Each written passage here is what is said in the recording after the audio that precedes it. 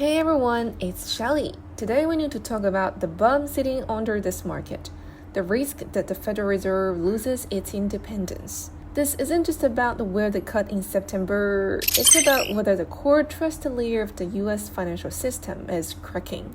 If I'm right, this could reshape how you value tech, banks, even the dollar itself. So let's start where the facade cracked. Jackson Hole. For years, Jackson Hole has been the central banker's quiet academic retreat, coffee by the window, models on whiteboards, a few sentences that quietly nudge trillions. How about this year?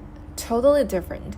Tense room, security everywhere, and policy patrolling the perimeter. Temporary barriers at the hotel entrance. And then, boom, Friday morning, a public confrontation in the lobby. James Fishback, Trump supporter and a longtime Fed critic, loudly confronted Governor Lisa Cook about a mortgage controversy. Cops stepped in and escorted him out. That scene mattered. The so-called aurora around the Fed pierced publicly, politically, and globally. The Fed isn't just an ivory tower technocracy anymore. It's a battleground. Why not? One name, Trump. And this time, it's not just the tweets about Powell. It's a three-step plan to bring the Fed to heel. Step 1. Replace Jerome Powell ahead of term, if possible, and install someone who gets politics. Step 2. Lock a majority on the Board of Governors by filling vacancies and pushing his preferred nominees. Step 3. Go after regional Fed presidents by refusing renewals when their 5-year terms come due, many of which cluster before March next year. Remember this, Fed's independence since 1913 has rested on a dual structure, the Washington board plus 12 regional presidents. That's a file war. If you control the board and suckle out regional chiefs, you don't just lean on policy, you reward the institution. And if that happens, the anchor for U.S. asset pricing stops being CPI and the payrolls, it becomes the White House calendar. We've seen this movie before actually. In the 1970s, Nixon pressured the chair Arthur Burns to keep rates low heading into an election. Short-term optics improved, but long-term reality blew up. Double-digit inflation, stagflation, decade of dead money in stocks bounds torched by inflation. Meanwhile, gold and commodities raved higher. The lesson is brutally simple. Markets fear not high or low rates, but unpredictable, politicized rates. Fast forward to right now. Powell's Jackson Hole speech softened the tone. Markets quickly priced a high chance of a September cut, but look at the actual setup. July headline CPI around high twos. Core still north of the target. Core CPI not yet done and dusted. Payroll growth crawling. Revisions lower. Unemployment edging up. But still historically decent. If you go by data only, the cautious play is wait for PCE on August 29 and payrolls on September 5. Yet, Powell signaled dovish before those prints landed. That's why traders have been yanking capital between tech, treasuries, and the gold like someone's pulling a string.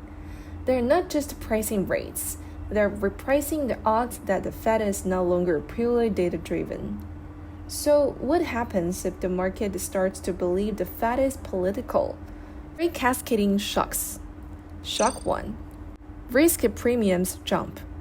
Big tech sky-high multiples aren't only about great businesses, they're also about a low, predictable discount rate. When investors trusted the rulebook, inflation up, hike, growth down, cut, they'll pay for 20 years of cash flows. If policy starts looking like it follows pulls, not prints, the discount rates goes up, not because profits vanish, but because the future gets fuzzier. A few points higher on discounting can wipe a third of valuation fast. Shock 2. Long duration. Story stocks get hit the hardest. Apple and Microsoft have cash flow shields. Story names without current profits, they live on faith in a stable path of rates. If that faith breaks, there's no cash flow for the move isn't a haircut, it's an air pocket. Shock 3. Banks face a stealthy squeeze. Banks can handle higher or low rates. They can't handle is whiplash and policy uncertainty. If the curve leaps unpredictably, first the cuts down, first the hikes later, earnings volatility jumps. Big bank might absorb it. Regionals and the smaller lenders, more exposed to spread and liquidity swings, get marked down on higher funding costs and a lower confidence, even without immediate blowups.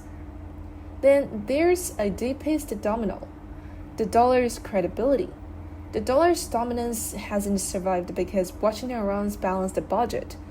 It survives because the system is trusted, especially the Fed's independence. And if investors conclude the Fed is a political instrument, the anchor weakens. Central banks and the sovereign funds diversify. More gold, more commodities, more non-USD exposure, and de-dollarization isn't a headline. Slow reallocating machine that speeds up when trust erodes. Pull it all together. Tax paying, premium compression, not necessarily profit collapse. Storage stocks paying, confidence break. Banks paying, earnings volatility and higher demanded returns.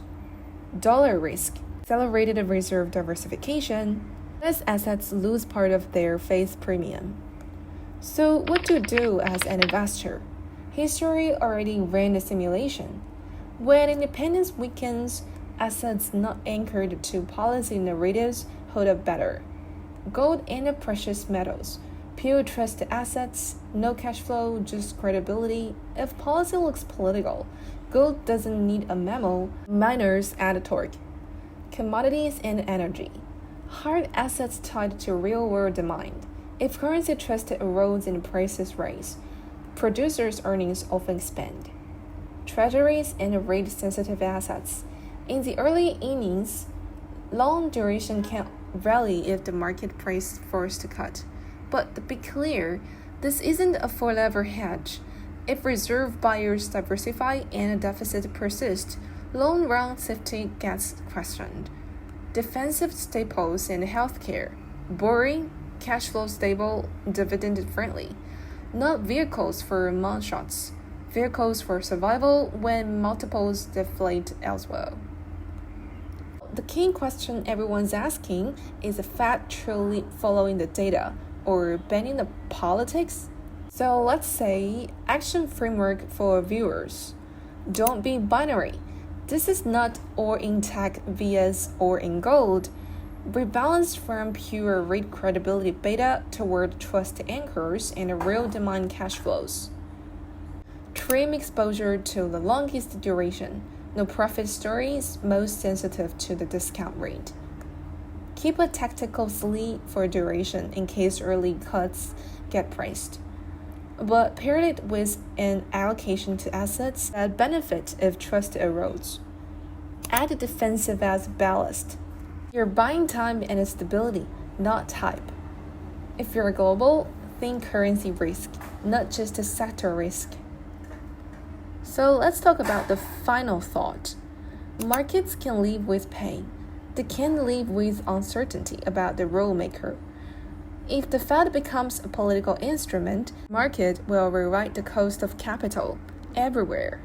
The last time that happened, it took a decade and a generation of investors to relearn discipline.